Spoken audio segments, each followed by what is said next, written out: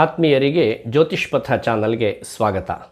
ಗುರುಪಥ ಬದಲಾವಣೆ ಮಿಥುನ ರಾಶಿಯವರ ಮೇಲೆ ಉಂಟು ಮಾಡಬಹುದಾದ ಶುಭಾಶುಭ ಪರಿಣಾಮಗಳೇನು ಮತ್ತು ಪರಿಹಾರವೇನು ಇದನ್ನು ನೋಡುವ ಕಾಲ. ಜೂನ್ 1ನೇ ತಾರೀಕು ರಾತ್ರಿ 3:19 ಸರಿಯಾಗಿ, ಅಂದರೆ ಇಂಡಿಯನ್ ಸ್ಟ್ಯಾಂಡರ್ಡ್ ಟೈಮ್ ಪ್ರಕಾರ 2ನೇ ತಾರೀಕು ಜೂನ್ 3:19 AM ಈ ಸಮಯಕ್ಕೆ ಸರಿಯಾಗಿ ಮಿಥುನ ರಾಶಿಯಲ್ಲಿದ್ದ ಗುರು ತಾನು ಕರ್ಕಾಟಕ ರಾಶಿಯನ್ನು ಪ್ರವೇಶ ಮಾಡ್ತಾ ಇದ್ದಾನೆ. ಕರ್ಕಾಟಕ ರಾಶಿ ಗುರುವಿಗೆ ಉಚ್ಚ ಸ್ಥಾನ. ಅದರಲ್ಲಿಯೂ ಉಚ್ಚಾಂಶವನ್ನು ಪಡೆದಂತಹ ಗುರು ತಾನು ಮಿಥುನ ರಾಶಿಯವರ ಮೇಲೆ ಯಾವೆಲ್ಲ ಪ್ರಭಾವಗಳನ್ನು ತೋರಿಸ್ತಾನೆ ಇದನ್ನು ನೋಡುವ ಕಾಲ. ಈ ಸಮಯಕ್ಕೆ ಒಂದು ಕುಂಡಲಿಯನ್ನು ಹಾಕಿದಾಗ ಮೇಷಲಗ್ನ, ಲಗ್ನದಲ್ಲಿಯೇ ಅಂಗಾರಕ ಹಾಗೂ ವೃಷಭ ರಾಶಿಯಲ್ಲಿ ರವಿ, ಮಿಥುನ ರಾಶಿಯಲ್ಲಿ ಬುಧ ಶುಕ್ರರು, ಇದೊಂದು ವಿಶಿಷ್ಟವಾದಂತಹ ಲಕ್ಷ್ಮೀನಾರಾಯಣ ಯೋಗ. ಮತ್ತು ದ್ವಿತೀಯದಲ್ಲಿ ಅಂದರೆ ಮಿಥುನ ರಾಶಿಯಿಂದ ದ್ವಿತೀಯ ಕರ್ಕಾಟಕ ರಾಶಿಯಲ್ಲಿ ಗುರು, ಸಿಂಹದಲ್ಲಿ ಕೇತು, ಕುಂಭದಲ್ಲಿ ರಾಹು ಹಾಗೂ ಮೀನದಲ್ಲಿ ಶನಿ, ಸಪ್ತಮದಲ್ಲಿ ಅಂದರೆ ಧನುರ್ರಾಶಿಯಲ್ಲಿ ಚಂದ್ರ ಹಾಗೂ ಮಾಂದಿಯರ ಯೋಗ. ಈ ರೀತಿಯ ಗ್ರಹಸ್ಥಿತಿ ಇದೆ. ಇದನ್ನು ಅನುಲಕ್ಷಿಸಿ ಶುಭಾಶುಭ ಫಲಗಳನ್ನು ನಿರೂಪಿಸುವುದಾದರೆ ಮಿಥುನ ರಾಶಿಯವರಿಗೆ ಲಾಭೋರ್ಥಸ್ಯ ರಿಪುಕ್ಷಯಶ್ಚ ಸುದೃಶಾಂ ಭೋಗೋ ದ್ವಿತೀಯೇ ಸ್ಥಿತೆ. ಅತ್ಯಂತ ಲಾಭ, ಅರ್ಥ ಸಂಪಾದನೆ ಮತ್ತು ಶತ್ರುನಾಶ, ಒಳ್ಳೆಯ ಭೋಗವಸ್ತುಗಳ ಸಂಪ್ರಾಪ್ತಿ ಮತ್ತು ಉತ್ತಮವಾದಂತಹ ರೀತಿಯಲ್ಲಿ ಸುಖವನ್ನು ಹೊಂದುವ ಕಾಲ. ಇದು ದ್ವಿತೀಯದ ಗುರುವಿನ ಕಾರಣದಿಂದ ನಿಮಗೆ ಒದಗಬಹುದಾದಂತಹ ಶುಭ ಫಲಗಳು. ಜನ್ಮದ ಶುಕ್ರನ ಕಾರಣದಿಂದ ಅರ್ಥಲಾಭ, ಮಹತ್ ಸೌಖ್ಯ ಮತ್ತು ವಿಷಯ ಸುಖ. 3ರ ಕೇತುವಿನಿಂದ ಲಾಭ ವೃದ್ಧಿ ಹಾಗೂ ಸಪ್ತಮದ ಚಂದ್ರನ ಕಾರಣದಿಂದ ಮನಸ್ಸೌಖ್ಯ ಮತ್ತು ಸ್ತ್ರೀ ಸುಖ. ಲಾಭದ ಅಂಗಾರಕನ ಕಾರಣದಿಂದ ಯತ್ನ ಕಾರ್ಯಾನುಕೂಲಂಚ, ಯತ್ನಿಸಿದ ಎಲ್ಲ ಕಾರ್ಯಗಳು ಸಫಲವಾಗುವಂತಹ ಒಂದು ಒಳ್ಳೆಯ ಕಾಲ.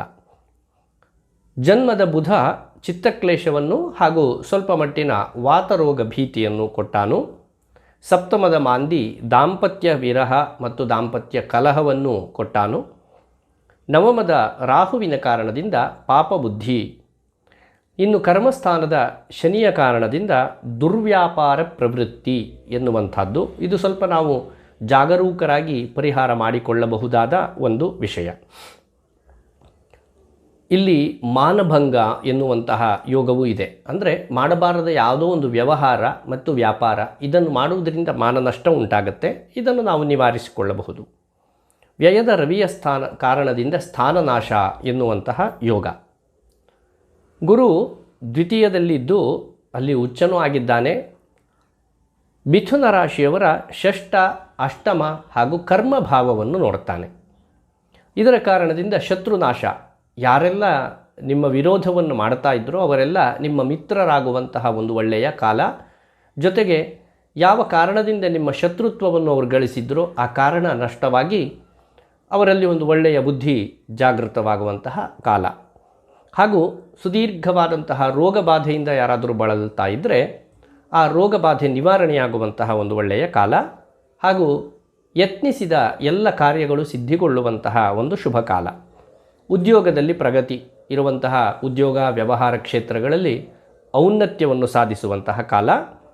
ಇನ್ನು ಲಾಭಾಧಿಪತಿಯಾದಂತಹ ಅಂಗಾರಕ ಗುರುವನ್ನು ನೋಡುವುದರಿಂದ ಭೂಮಿಗೆ ಸಂಬಂಧಿಸಿದ ಹಾಗೆ ಅತ್ಯಂತ ಲಾಭವನ್ನು ಕಾಣುವಂತಹ ಯೋಗ.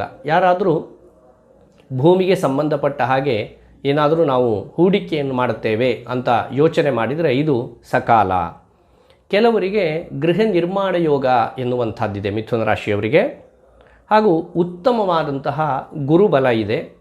ವಿದ್ಯಾ ಪ್ರಗತಿ, ಉತ್ತಮವಾದಂತಹ ವಿದ್ಯಾಭ್ಯಾಸ ಯೋಗ. ವಿದ್ಯಾಭ್ಯಾಸವನ್ನು ಈಗಾಗಲೇ ಮಾಡುತ್ತಾ ಇರುವವರಿಗೆ ಅದರಲ್ಲಿ ಹೆಚ್ಚಿನ ಸಾಧನೆಯಿಂದ ಒಂದು ಉತ್ತಮವಾದಂತಹ ಪದವಿ ಪ್ರಾಪ್ತಿಯಾಗುವಂತಹ ಯೋಗ. ಇನ್ನು ನಿಮ್ಮ ಕರ್ಮಸ್ಥಾನದಲ್ಲಿರುವಂತಹ ಶನಿಯನ್ನು ಗುರು ನೋಡುವುದರಿಂದ ಇಲ್ಲಿ ಒಂದು ವಿಶಿಷ್ಟವಾದಂತಹ ಯೋಗ ಸಂಗತವಾಗುತ್ತೆ. ಅಂದರೆ ಮಾಡುವಂತಹ ಉದ್ಯೋಗ ವ್ಯವಹಾರಾದಿಗಳಲ್ಲೂ ಅವೆಲ್ಲ ಸ್ಥಿರವಾಗುತ್ತೆ. ಅಂದರೆ ಒಂದು ಸ್ಥಿರವಾದಂತಹ ಗಳಿಕೆ ನಿಮಗೆ ಕಂಡುಬರುತ್ತೆ. ಜೊತೆಗೆ ಕೆಲವರಲ್ಲಿ ಜಾತಕದಲ್ಲಿಯೂ ಅಂತಹ ಒಂದು ಯೋಗ ಪ್ರಬಲವಾಗಿದ್ದರೆ ಕರ್ಮಯೋಗ ಎನ್ನುವಂಥದ್ದು ಕೂಡ ಸಿದ್ಧಿಯಾಗತ್ತೆ. ಈ ರೀತಿಯಾಗಿ ಮಿಥುನ ರಾಶಿಯವರಿಗೆ ಹೆಚ್ಚಾಗಿ ಶುಭ ಫಲಗಳೇ ಇದೆ.